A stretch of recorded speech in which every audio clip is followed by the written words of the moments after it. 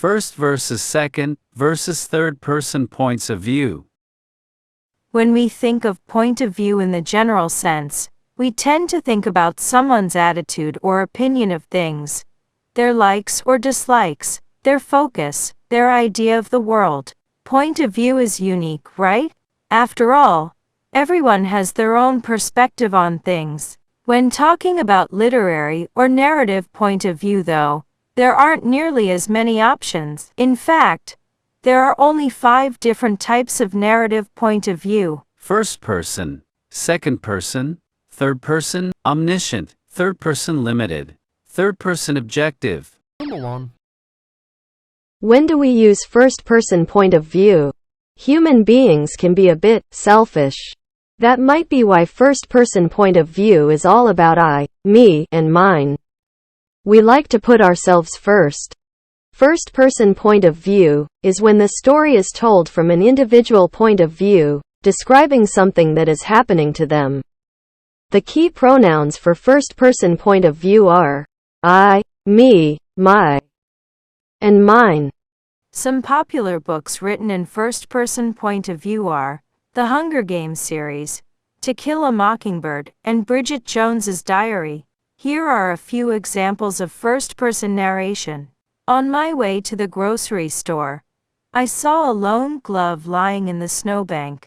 Wondering if it belonged to someone nearby, I picked it up and put it in my pocket.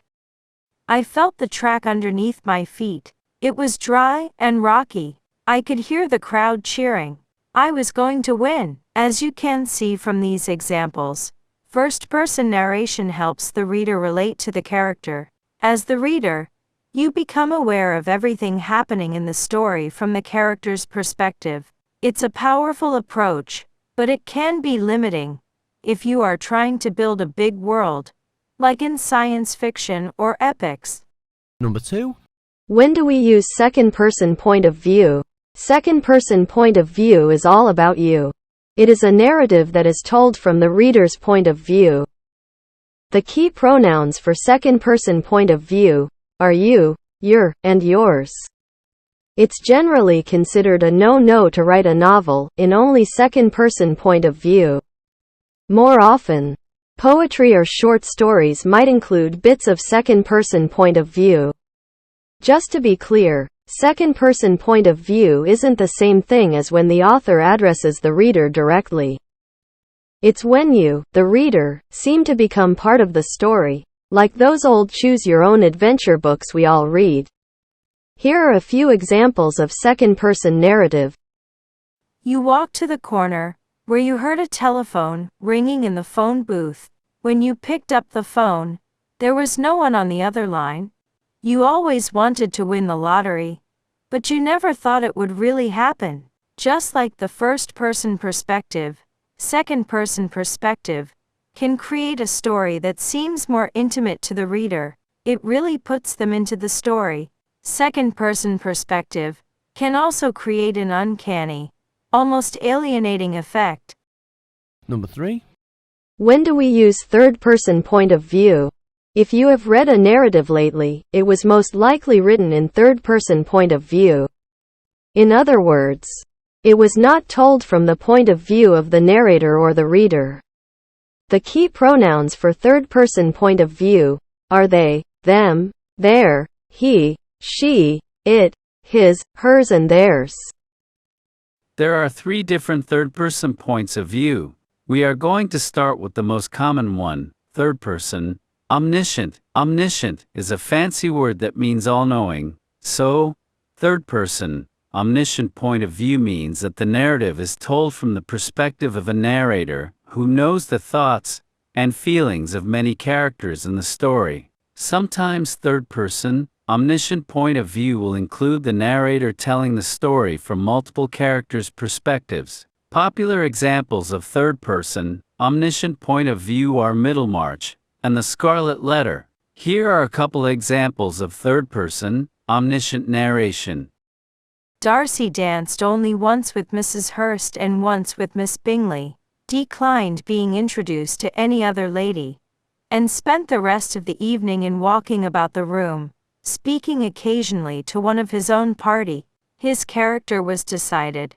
He was the proudest, most disagreeable man in the world, and everybody hoped that he would never come there again.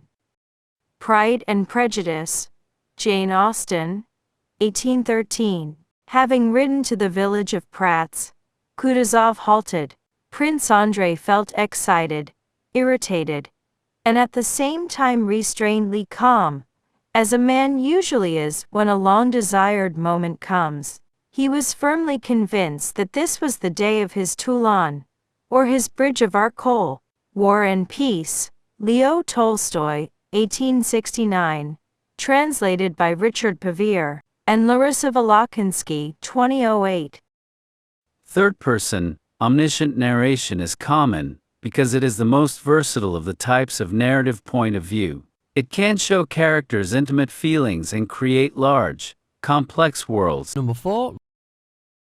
Third-person limited, while being omniscient or all-knowing can be pretty cool, there is something to be said for third-person limited point of view. Third-person omniscient shows us what many characters in the story are thinking and feeling. Third-person limited point of view sticks closely to one character in the story. Using third-person limited point of view doesn't mean you tell the story entirely from the one character's perspective using I. That would make it first-person point of view.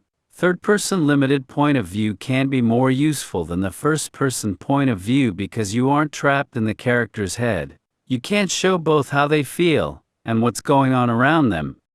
You probably are already familiar with at least one series of novels that relies on third-person limited point of view, Harry Potter. In the series, most events are told from what Harry Potter sees, feels, and experiences. No thanks, Tom. I'm on official Hogwarts business. Just helping young Harry here buy school supplies. Bless my soul. It's Harry Potter.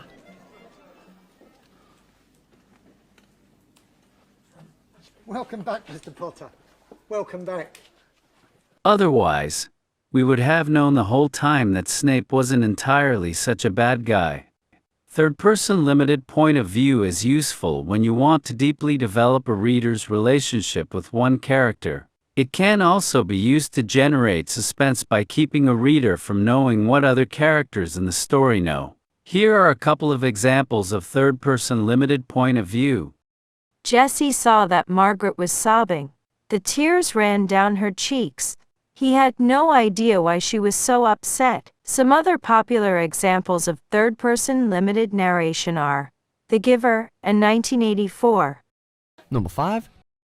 Third-person objective. Both third-person omniscient and third-person limited points of view work to give you a certain insight into or empathy with a character or characters. The writer wants you to feel a certain way about them. She wants you to like them, or hate them, or trust them. Third-person objective point of view reduces the coloring that the writer puts into the narrative. Instead of creating a story in which the reader knows everything about what the characters think and feel, third-person objective point of view tells the story from the perspective of a total outsider.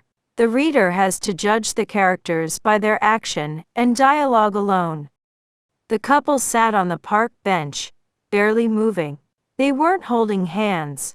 The crickets chirped around them as they sat in the gathering darkness. Third-person objective point of view creates distance between the reader and the characters.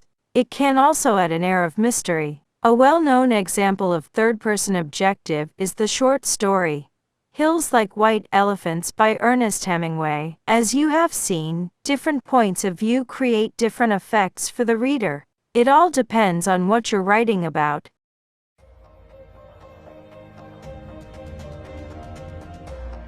As always, thanks a lot for watching. Let me know your thoughts down in the comment section. And before you go, give this video a thumbs up, subscribe, and click that tiny bell. And don't forget to check out some of our other videos on the channel. On to the next time.